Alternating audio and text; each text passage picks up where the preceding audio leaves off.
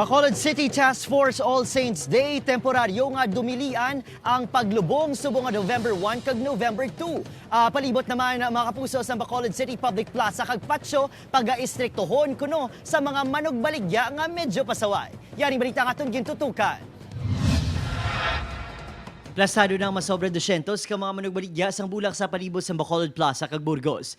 54 ka mga stalls ang ginpahanugutan sa San Juan, 46 sa Caraslao, 52 sa Gonzaga, kag 60 sa Burgos Street. Ginapaabot nga magtaas pang numero bangod padayon pang pagbaton sa aplikasyon sa Task Force All Saints Day. Sa mga pasaway pasensya gid pero kinahanglan ma-regulate kita.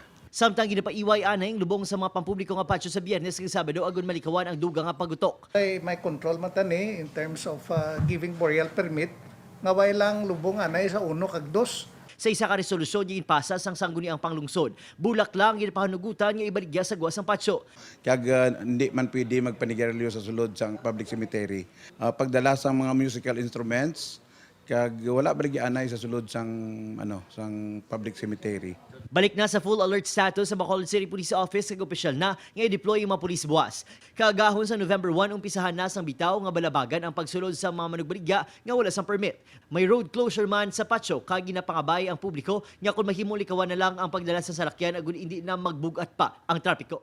Upod si Reynald Castillo, Adrian Prietos. 1 Western Visayas.